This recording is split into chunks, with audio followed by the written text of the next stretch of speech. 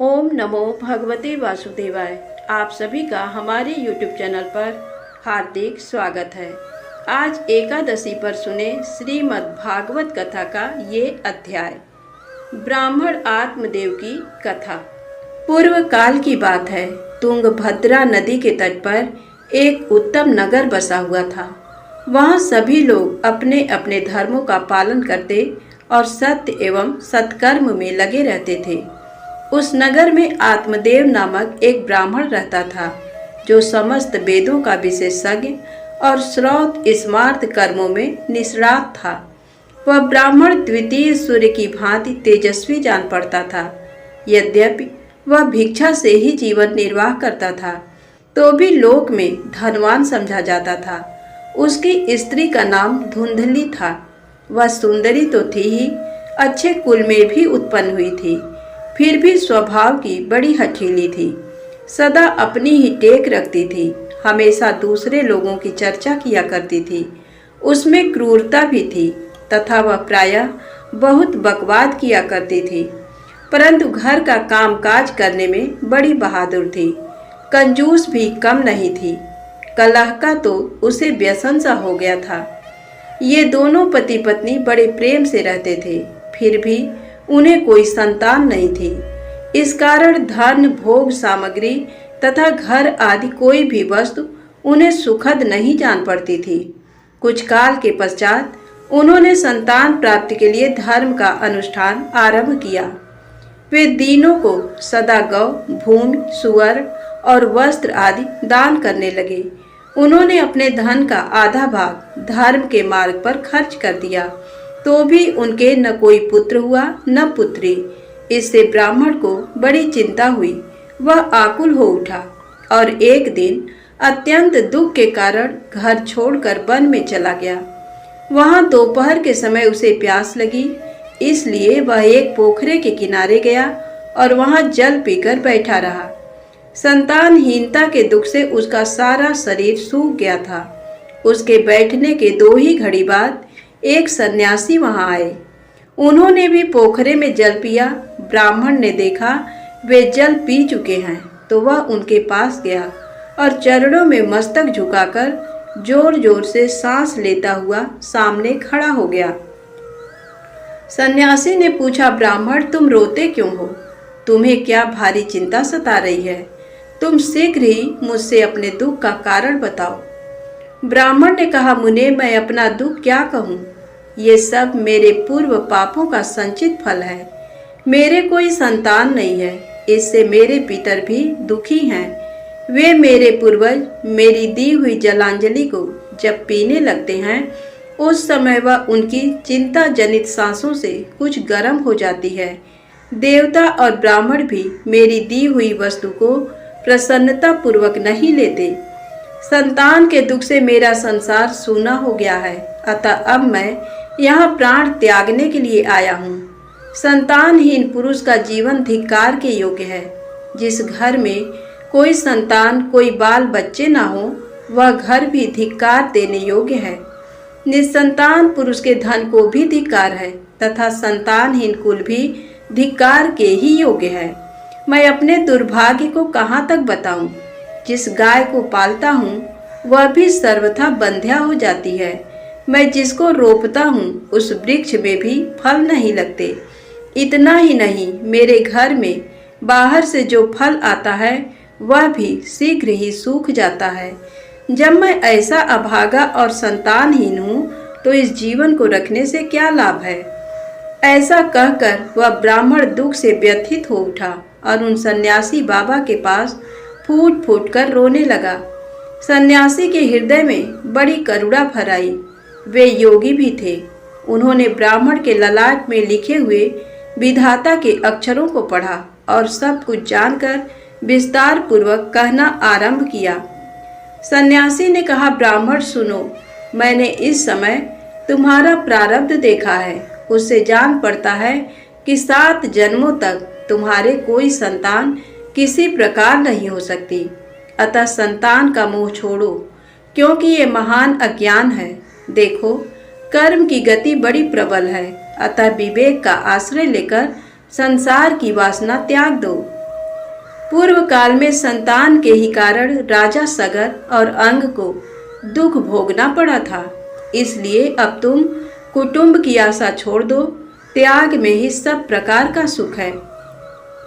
ब्राह्मण बोले, बाबा विवेक से क्या होगा, मुझे तो जैसे बने वैसे पुत्र ही दीजिए, नहीं तो मैं शोक से मूर्छित होकर आपके आगे ही प्राण त्याग दूंगा। पुत्र आदि के सुख से हीन ये सन्यास तो सर्वथा नीरस ही है। संसार में पुत्र पौत्रों से भरा हुआ गृहस्थ आश्रम ही सरस है। ब्राह्मण का ये आग्रह देख उन तपोधन ने कहा, देखो विधाता के लेख को मिटाने का हठ करने से राजा चित्रकेत को कष्ट भोगना पड़ा। अतः दैव ने जिसके पुरुषार्थ को कुचल दिया हो, ऐसे पुरुष के समान तुम्हें पुत्र से सुख नहीं मिलेगा। फिर भी तुम हठ करते जा रहे हो, तुम्हें केवल अपना स्वार्थ ही सूझ रहा है, अतः मैं तुमसे क्या कहूँ। अंत में ब्राह्मण का बहुत आग्रह देख सन्यासी ने उसे एक फल दिया और कहा, इसे तुम अपनी पत्नी को खिला देना, इससे उसके एक पुत्र होगा। तुम्हारी स्त्री को चाहिए कि वह 1 वर्ष तक सत्य, शौच, दया और दान का नियम पालती हुई प्रतिदिन एक समय भोजन करे। इससे उसका बालक अत्यंत शुद्ध स्वभाव वाला होगा। ऐसा कहकर वे योगी महात्मा चले गए और ब्राह्मण अपने घर लौट आया। यहाँ उसने अपनी पत्नी के हाथ में वह फल दे दिया और स्वयं कहीं चला गया। उसकी पत्नी तो कुटिल स्वभाव की थी। अपनी सखी के आगे रो रो कर इस प्रकार कहने लगी, अहो मुझे तो बड़ी भारी चिंता हो गई, मैं तो इस फल को नहीं खाऊंगी।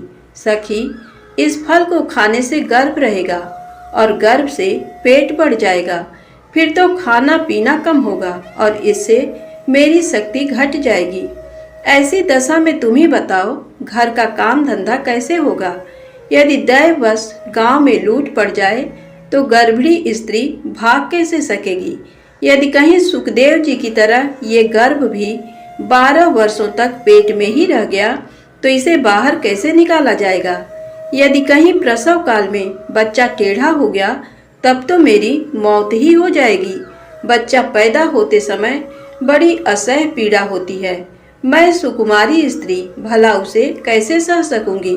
गर्भवती अवस्था में जब मेरा शरीर भारी हो जाएगा और चलने फिरने में आलस्य लगेगा, उस समय मेरी ननद रानी आकर घर का सारा माल उड़ा ले जाएंगी। और तो और ये सत्य, शौच आदि का नियम पालना तो मेरे लिए बहुत ही कठिन दिखाई देता है। जिस स्त्री के संतान होती है उसे बच्चों के लालन पालन में भी कष्ट भोगना पड़ता है। मैं तो समझती हूँ बांझ अथवा विधवा स्त्रियां ही अधिक सुखी होती हैं। इस प्रकार कुतर्क करके उस ब्राह्मणी ने फल नहीं खाया। जब पति ने पूछा, तुमने फल खाया, तो उसने कह दिया, हाँ खा लिया। एक दिन उसकी बहन अपने आप ही उसके घर आई।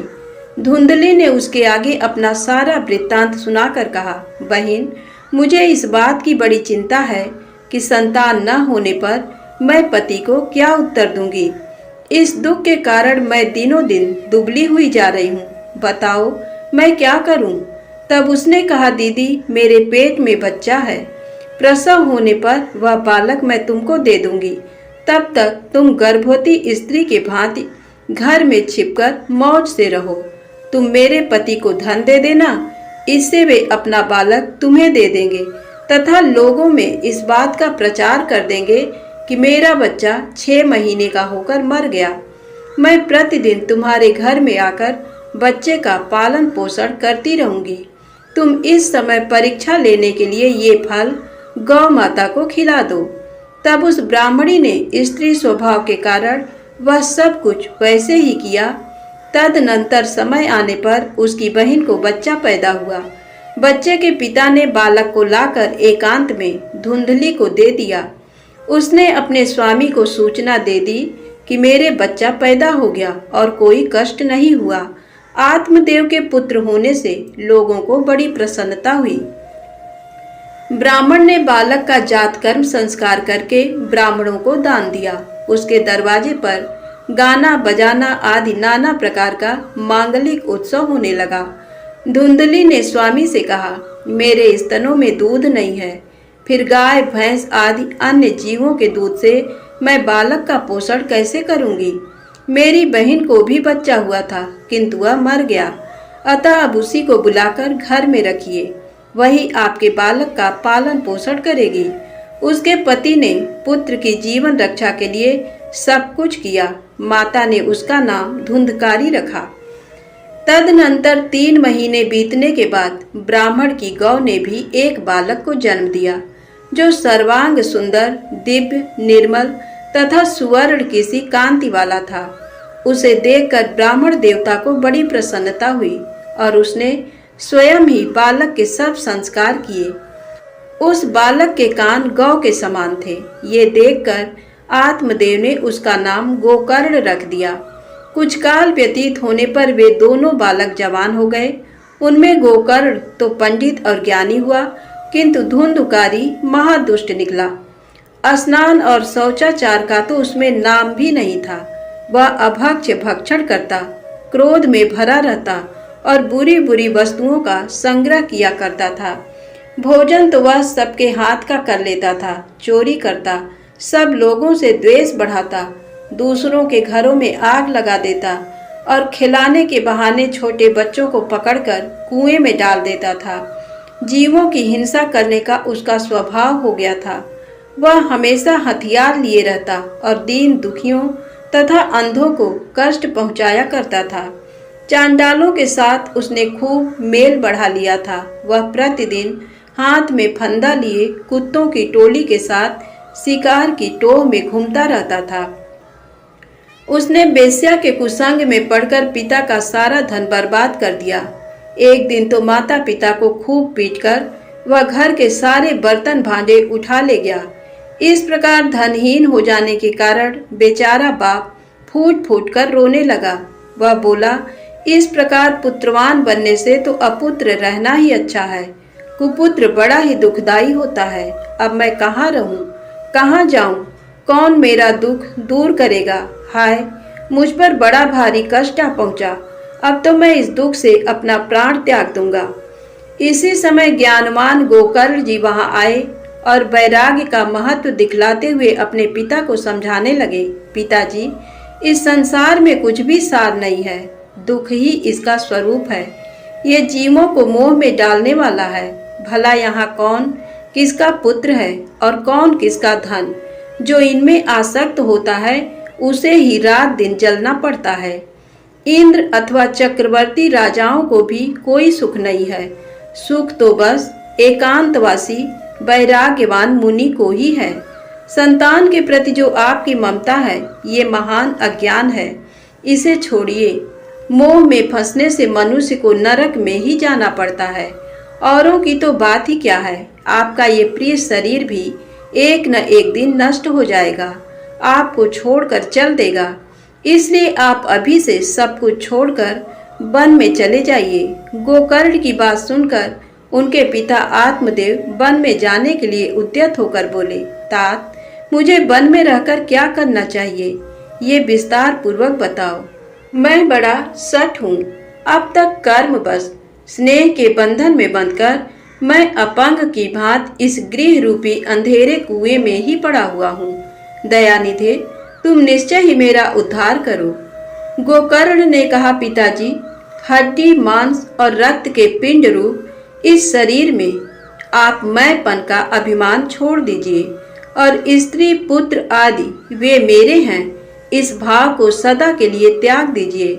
इस संसार को निरंतर क्षण भंगुर देखिए और एकमात्र वैराग्य रस के रसिक होकर भगवान के भजन में लग जाइए। सदा भगवत भजन रूप दिव्य धर्म का ही आश्रय लीजिए। सकाम भाव से किए जाने वाले लौकिक धर्मों को छोड़िए। साधु पुरुषों की सेवा कीजिए। भोगों की तृष्णा को त्याग दीजिए तथा दूसरों के गुण दोषों का विचार करना शीघ्र छोड़कर निरंतर भगवत सेवा एवं भगवत कथा के रस का पान कीजिए। इस प्रकार पुत्र के कहने से आत्मदेव 60 वर्ष की अवस्था बीत जाने पर घर छोड़कर स्थिर चित्त से वन को चले गए और वहां प्रतिदिन भगवान श्रीहरि की परिचर्या करते हुए नियम पूर्वक दशम स्कंद का पाठ करने से उन्होंने भगवान श्री कृष्ण चंद्र को प्राप्त कर लिया। सूत जी कहते हैं, पिता के विरक्त होकर वन में चले जाने के बाद एक दिन धुंधकारी ने अपनी माता को खूब पीटा और कहा, बता धन कहाँ रखा है, नहीं तो लातों से तेरी खबर लूंगा। उसकी इस बात से डरकर और पुत्र के उपद्रवों से दुखी होकर उसकी माँ रात को कुएं में कूद पड़ी। इससे उसकी मृत्यु हो गई। इस प्रकार माता पिता के न रहने पर गोकर्ण जी तीर्थ यात्रा के लिए चल दिए। वे योगनिष्ठ थे। उनके मन में इस घटना के कारण न कोई दुख था न कोई सुख, क्योंकि उनका न कोई शत्रु था न मित्र। अब धुंधकारी 5 वेश्याओं के साथ घर में रहने लगा। उनके पालन पोषण के लिए बहुत सामग्री जुटाने की चिंता से उसकी बुद्धि मोहित हो गई थी, अतः वह अत्यंत क्रूरतापूर्ण कर्म करने लगा। एक दिन उन कुलटाओं ने उससे गहनों के लिए इच्छा प्रकट की। धुंधकारी तो काम से अंधा हो रहा था, उसे अपनी मृत्यु की भी याद नहीं रहती थी।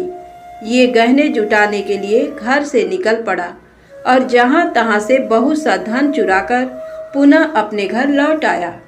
वहाँ आकर उसने उन वेश्याओं को बहुत से सुंदर सुंदर वस्त्र और कितने ही आभूषण दिए।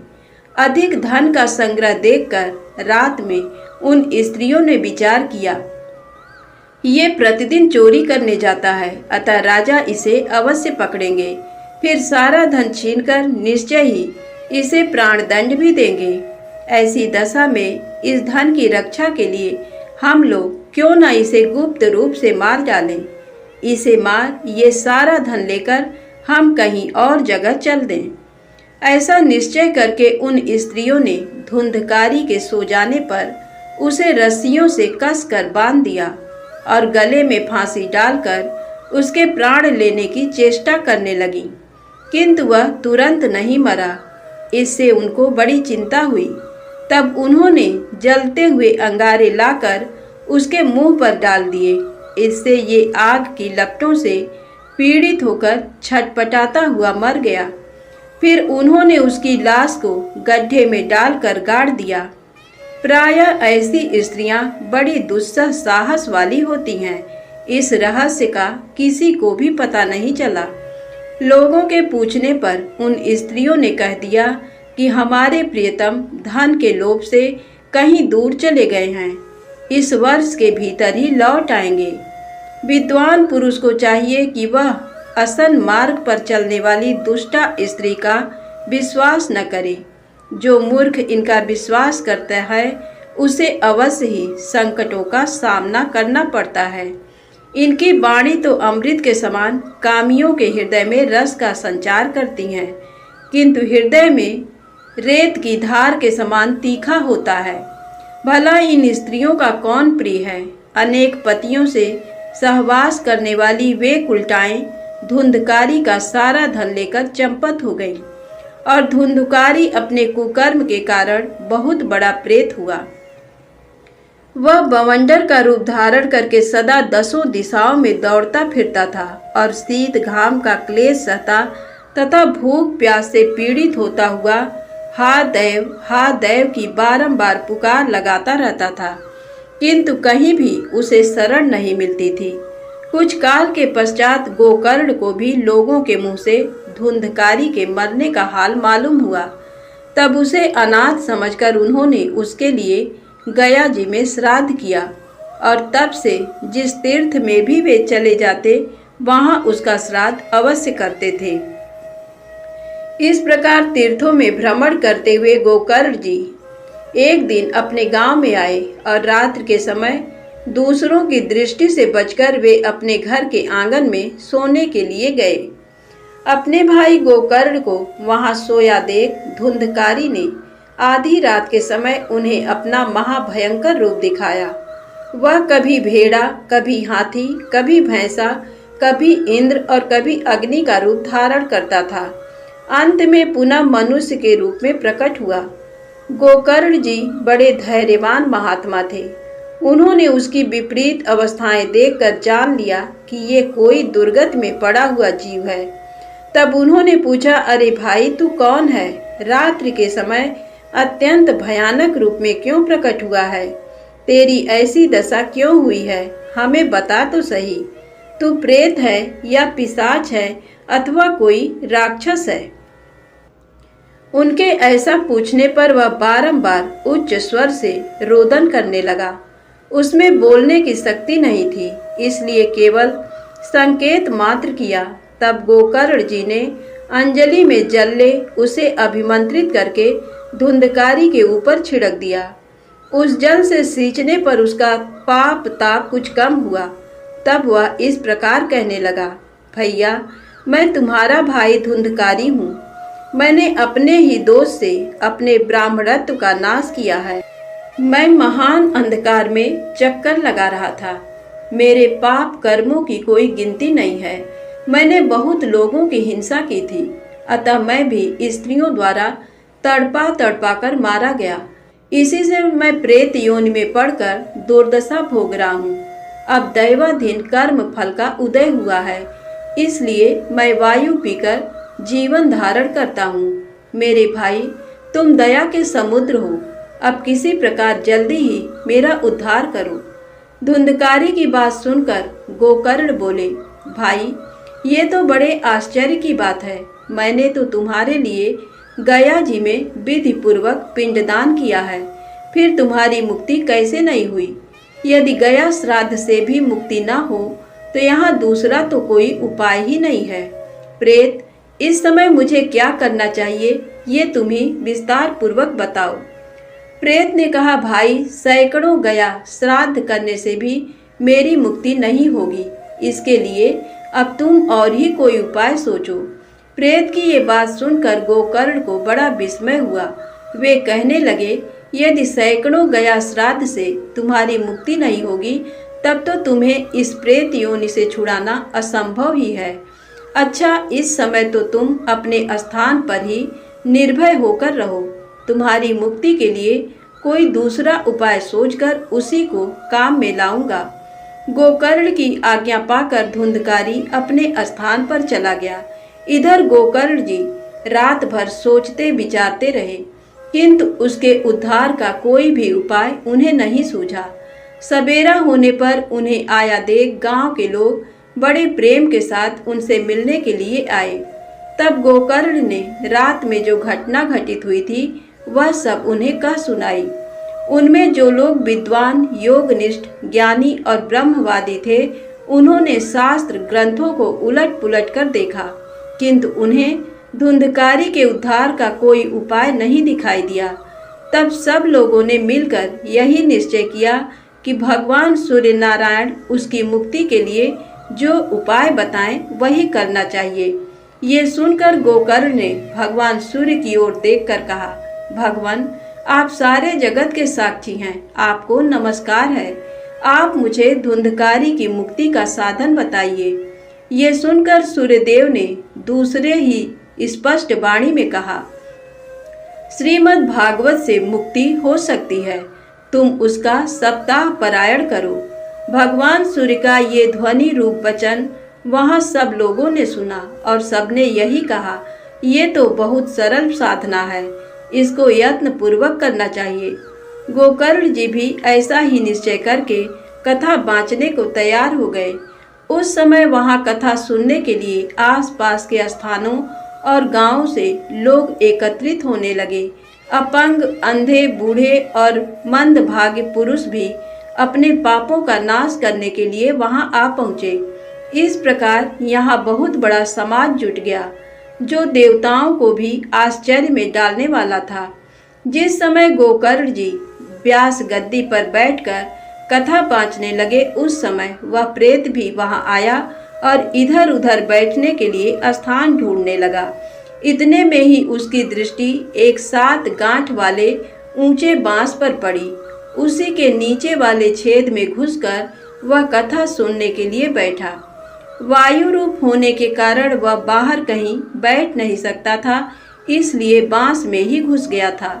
गोकर्ण जी ने एक वैष्णव ब्राह्मण को प्रधान श्रोता बनाकर पहले स्कंद से ही स्पष्ट वाणी में कथा सुनानी आरंभ की। सायंकाल में जब कथा समाप्त होने लगी तब एक विचित्र घटना घटित हुई।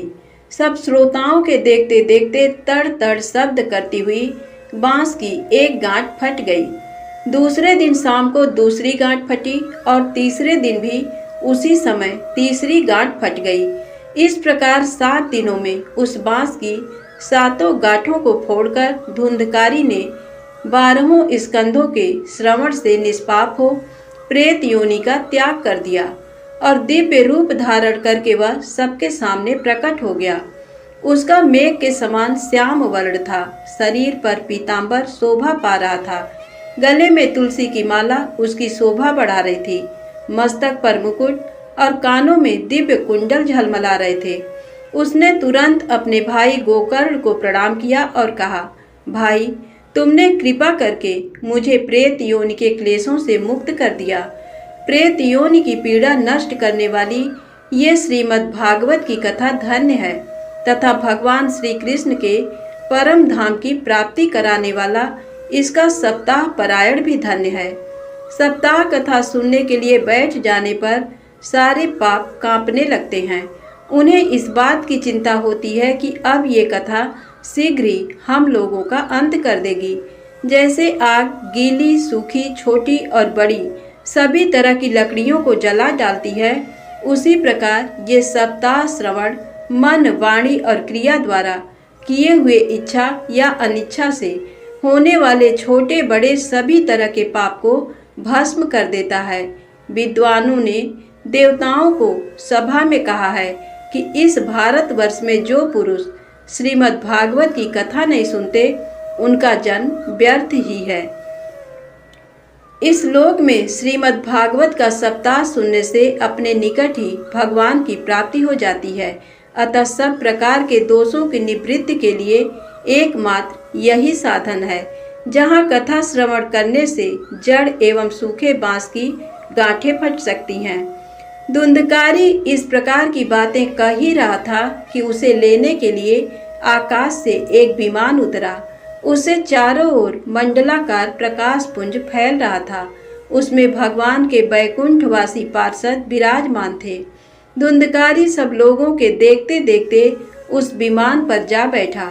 उसमें आए हुए श्री विष्णु पार्षदों को देखकर गोकर्ण ने उनसे इस प्रकार पूछा, भगवान के परिकरों, यहाँ तो बहुत से शुद्ध अंतःकरण वाले मेरी कथा के श्रोता बैठे हुए हैं। आप लोग एक ही साथ इनके लिए भी विमान क्यों नहीं लाए? देखने में आता है सबने समान रूप से यहाँ कथा श्रवण किया है, फिर फल में क्यों इस प्रकार भेद हुआ, ये बताने की कृपा कीजिए। भगवान के पार्षद बोले, गोकर्ण जी, इनके कथा श्रवण में भेद होने से ही फल में भी भेद हुआ है। यद्यपि श्रवण सब लोगों ने ही किया है, किंतु इसके जैसा मनन किसी ने नहीं किया है, इसीलिए फल में भेद हुआ है। पुनः कथा श्रवण करने पर ये फल भेद भी दूर हो जाएगा। प्रेत ने 7 रात उपवास करके कथा श्रवण किया है, अतः उसने स्थिर चित्त से भली भांति मनन आदि किया है। जो ज्ञान दृढ़ नहीं होता वह व्यर्थ हो जाता है। इसी प्रकार ध्यान न देने से श्रवण, संदेह से मंत्र और चंचल चित्त होने से जप निष्फल हो जाता है। वैष्णव पुरुषों से रहित देश, कुपात्र ब्राह्मण से कराया हुआ श्राद्ध, अश्रोत्री को दिया हुआ दान और सदाचारहीन कुल भी नष्ट ही समझना चाहिए। गुरु के वचनों में विश्वास हो, अपने में दीनता की भावना बनी रहे, मन के दोषों को काबू में रखा जाए और कथाएं दृढ़ निष्ठा बनी रहे। इन सब बातों का यदि पालन किया जाए तो अवश्य ही कथा श्रवण का पूरा फल मिलता है। पुनः कथा श्रवण करने के पश्चात इन सब लोगों का वैकुंठ में निवास निश्चित है। गोकर्ण जी, तुम्हें तो स्वयं भगवान श्री कृष्ण ही गोलोक प्रदान करेंगे। ऐसा कहकर वे सब पार्षद भगवान के नामों का कीर्तन करते हुए वैकुंठ धाम में चले गए। उसके बाद गोकर्ण जी ने पुनः श्रावण मास में कथा बाँची। सब लोगों ने 7 दिन तक उपवास करके कथा श्रवण किया। नारद जी, कथा की समाप्ति होने पर वहाँ जो कुछ हुआ उसे सुनिए। उस समय बहुत से विमानों को साथ लिए भक्तों सहित साक्षात भगवान उस स्थान पर प्रकट हो गए। चारों ओर से जय जयकार और नमस्कार के शब्द बारंबार सुनाई देने लगे। भगवान ने प्रसन्न होकर वहां स्वयं भी अपने पांचजन्य नामक शंख को बजाया तथा गोकर्ण को छाती से लगाकर उन्हें अपने समान ही बना लिया। उनके सिवा और भी जितने श्रोता थे उन सबको श्री हरि ने एक ही क्षण में अपना सारूप्य दे दिया। वे सभी मेघ के समान श्याम वर्ण पीतांबरधारी तथा किरीट और कुंडलों से सुशोभित हो गए। उस गांव में कुत्ते और चांडाल आदि जितने भी जीव थे उन सबको गोकर्ण की दया से भगवान ने विमान पर बिठा लिया और बैकुंठ धाम में भेज दिया, जहां योगी पुरुष जाया करते हैं। तत्पश्चात भक्त वत्सल भगवान गोपाल कथा श्रवण से प्रसन्न हो गोकर्ण को साथ ले गोप वल्लभ गोलोक धाम को पधारे। जैसे पूर्व काल में समस्त अयोध्यावासी भगवान श्री रामचंद्र जी के साथ साकेत धाम में गए थे, उसी प्रकार भगवान श्री कृष्ण ने उस गांव के सब मनुष्यों को योगियों के लिए भी दुर्लभ गोलोक धाम में पहुंचा दिया, जहां सूर्य चंद्रमा और सिद्ध पुरुषों की भी कभी पहुंच नहीं होती। उसी लोक में वहां के सब प्राणी केवल श्रीमद् भागवत की कथा सुनने से चले गए। धन्यवाद दोस्तों। कथा अच्छी लगी हो तो कृपया चैनल को लाइक सब्सक्राइब अवश्य करें। एक बार प्रेम से बोलिए भक्त वत्सल भगवान की जय। श्रीमद् भागवत महापुराण की जय।